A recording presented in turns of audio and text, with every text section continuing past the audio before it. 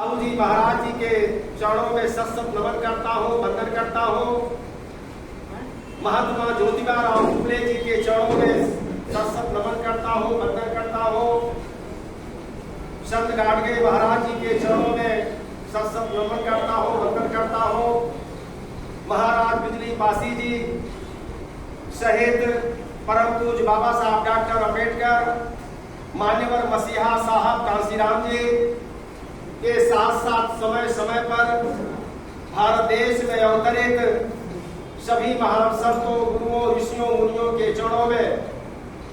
सत नमन वंदन करते हुए आज जनपद बाराबंकी सामाजिक भाईचारा ओबीसी समाज के जिला संयोजक डॉक्टर माधव सिंह पटेल जी और आयोजित छत्रपति साहू जी महाराज जी की जयंती के अवसर पर हो रही विचार गोष्ठी के सम्मानित अध्यक्ष, बाराबंकी जिला ही नहीं अयोध्या मंडल बहुजन समाज पार्टी के बहुत ही वरिष्ठ साथी, मान्यवर साहब के साथ लंबे समय से काम करते हुए चले आ रहे इस जिले के पुरोधा कहे जाने वाले इस लोकसभा से चुनाव लड़े, सरकार में वन निगम के वाइस चेयरमैन रहे आदरणीय श्री विजय की तरफ से हार्दिक स्वागत करता हूँ, अभिनंदन करता हूँ, वंदन करता हूँ। इस कार्यक्रम के मुख्य वरिष्ठ साथी जिला पंचायत के सम्मानित सदस्य भाई जय श्री राम वर्मा जी का मैं आप सभी साथियों की तरफ से हार्दिक स्वागत करता हूँ, अभिनंदन करता हूँ, वंदन करता हूँ। मंच पर मंचासीन तो इस हाल में बैठे हुए सभी लोगों का मैं जिनका नाम ले पा रहा हूँ, जिनका नाम नहीं लिया, उन सभी साथियों को मैं अपने दिल से आभार प्रकट करते हुए आप सभी साथियों का मैं स्वागत करता हूँ, अभिनंदन करता हूँ। साथियों, अभी भाई अरविंद यादव जी, जय श्री राम वर्मा जी, आदरणीय विजय बाबू महाराज, तो उनकी जयंती के अवसर पर हमारे साथियों ने कार्यक्रम किया, इसलिए मैं आपके बीच में आना बहुत जरूरी समझ रहा था। मैं यहाँ के बाद में अभी दिग्विजय सिंह गौतम जी के साथ हम लोग जाएंगे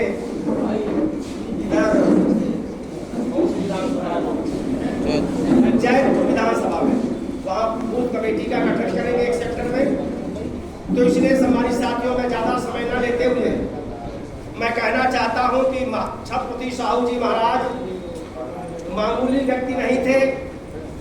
बहुत बड़े विद्वान थे, बहुत बड़ी हस्ती थी। और छत्रपति साहू जी महाराज जी का जो ऋण है, जो उनका कर्ज है हम दलित समाज के ऊपर, कि छत्रपति साहू जी महाराज जी ने संविधान के निर्माता परम पूज्य बाबा साहब डॉक्टर भीमराव अम्बेडकर जी को अपने राजकोष से छात्रवृत्ति दे करके, समय समय पर आर्थिक सहयोग करके परम पूज्य बाबा साहब को विदेश में जा करके पढ़ने का अवसर दिए। और छत्रपति साहू जी महाराज जी के आर्थिक सहयोग से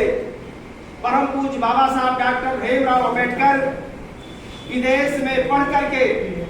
अपने देश में वापस आए। और मेरे साथियों, जब बाबा साहब अम्बेडकर विदेश में पढ़ने गए थे, यहाँ बैठे हुए हमारे पुराने लोग हमसे भी ज्यादा जानकार हैं, लेकिन कुछ नौजवान साथी इधर आए हैं। नौजवान साथियों को अपने इतिहास का ज्ञान होना जरूरी है, चूंकि हम चाहे जितना पढ़ लें, भैया अगर चुप रहा तब ठीक रहा, या तो मोहम्मद ने जी आपने बोला। तो यहाँ विद्वान से विद्वान साथी बैठे हैं, सर्विस से रिटायर होके लोग बैठे हैं, सर्विस कर रहे हैं, कोई वकालत कर रहा है, कोई और कोई बिजनेस कर रहा है। लेकिन बहुजन समाज का जो हजारों साल का इतिहास था, उस हजारों साल के इतिहास को कुछ चंद चालाक लोग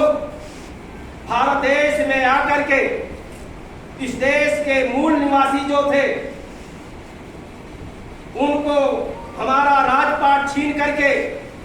हमें अपने ही देश में दास और गुलाम बना करके जानवर से भी बदतर जिंदगी जीने के लिए मजबूर कर दिया। बहुजन समाज के इतिहास को मिटा दिए। हमारे बुजुर्ग कहते हैं कि भारत देश कभी सोने की चिड़िया कही जाती थी। भारत देश जब सोने की चिड़िया कही जाती थी, तब मेरे साथियों इस देश में तथागत गौतम बुद्ध जी को मानने वाले लोग थे। जो देश बौद्ध धर्म को माना, वो देश आज तरक्की किया। लेकिन बहुजन समाज के इतिहास को मिटा करके